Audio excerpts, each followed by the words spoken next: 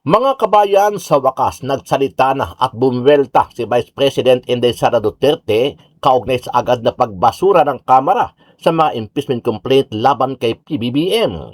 Si Pangulong Bongbong Marcos Jr. ay absuelto na ng 1 taon sa mga reklamo matapos agad na ibasura ang kanyang mga complaint.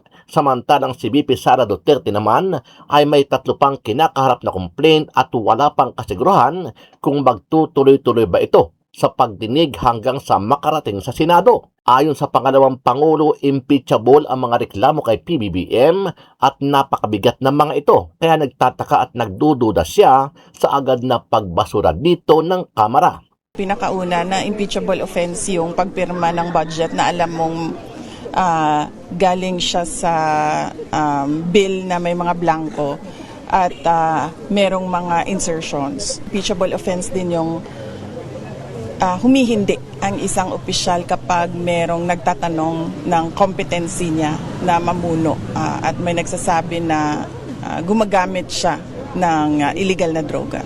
Hindi ko alam kung paano nakakatulog ang mga nag-akusa sa akin. Ito ang mensahe ni former Senator Bong Revilla Jr. ukol sa kanyang pagharap sa preliminary investigation na isinagawa sa Department of Justice o DOJ kahapon.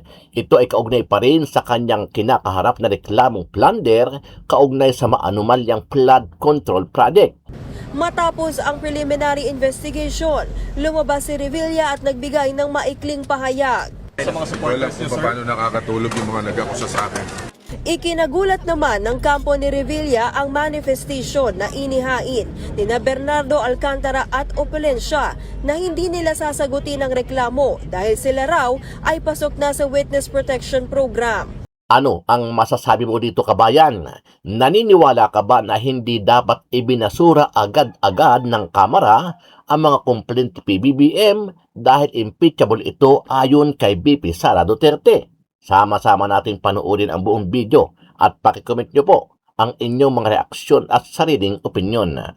Pangulong Bongbong Marcos at Vice President Sara Duterte ang dating magkaalyado na parehong naharap sa reklamong impeachment. Pero si PBBM ligtas na matapos ibasura ng Kamara ang 2 reklamo sa kanya. Si VP Sara may nakabinbin pang 3 reklamo.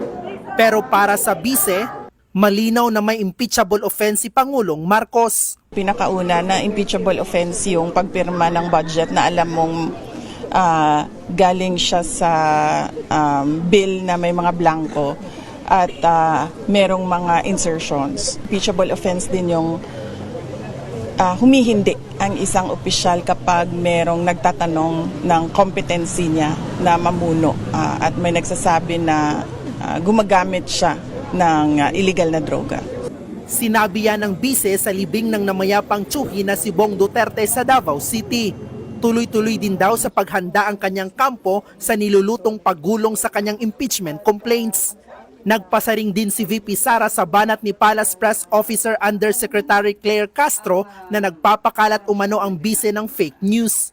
Matatanda ang tinawag ni Castro na kasinungalingan ang sinabi ni VP Sara na hinaharas umano ng administrasyon ang mga kaalyado niyang senador. Sinasabi ko na nga paulit-ulit na na si Claire Castro nagdadala yan ng kahihiyan sa ating bayan. Dapat hindi na siya pinapakinggan at pinapansin. Natanong ko rin si VP Sara tungkol sa 2028 elections kung saan matunog at posible niyang makalaban sa pagkapangulo sina Senador Riza Ontiveros o Naga City Mayor Leni Robredo. Unang-una ang tanong, meron pa bang bayan, meron pa bang Pilipinas na pag-uusapan sa taong 2028? Lubog na tayo sa basura, sa baha, sa lahat ng economic indicators, kahit sa korupsyon, lubog na tayo. Sa alitan naman ng Chinese Embassy at mga opisyal ng Pilipinas, mungkahi dyan ng bise, dapat ayusin natin ang ating relasyon sa lahat ng mga kapitbahay natin at sa lahat ng iba pang mga bansa sa buong mundo.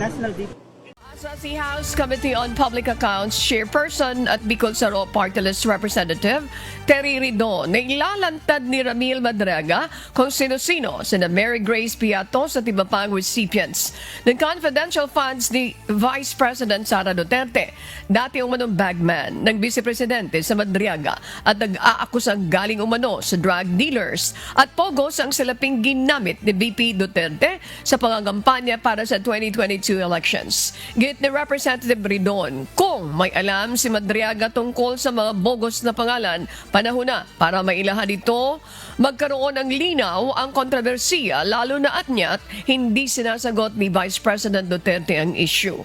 Handa naman umanong humarap si Madriaga sa gagawing investigasyon kung ipatatawag siya sa Kongreso, Senado o maging sa Office of the Ombudsman. Alam niya, no, kasi nag-aral naman ng abogasya yan. Alam niya, the fact na nag-execute siya ng affidavit, pwede siyang ipatawag sa Kongreso, sa Senado, or sa Ombudsman. So, yung willingness niya, yes, basta makareceive siya ng subpoena or patawag, mag-a-appear po siya. Bantay sarado ng mga tauhan ng BJMP si dating Senador Bong Revilla nang dumating sa tanggapan ng Department of Justice. Pasado alas 12 ng tanghali kanina. Tulad dati, nakasuot si Revilla ng dilaw na t-shirt ng mga PDL, bulletproof vest at nakaposas. Dumalo si Revilla sa preliminary investigation para sa reklamong plunder, anti-graft and corrupt practices, direct bribery at corruption. Nag-ugat yan sa higit 92 million pesos na flood control project sa Bulacan. Kapwa akusado ni Revilla ang mga dating DPWH officials na sina Roberto Bernardo, Henry Alcantara at Gerard Opulencia. Dumalo rin sila sa preliminary investigation sa DOJ. Bago dumating si Revilla, nagtipon-tipon sa labas ng DOJ ang kanyang mga taga-suporta. Panawagan nila tanggali si dating DPWH Undersecretary Roberto Bernardo sa Witness Protection Program. Giit nila si Bernardo ang tunay na mastermind umano sa flood control scam at hindi si Revilla.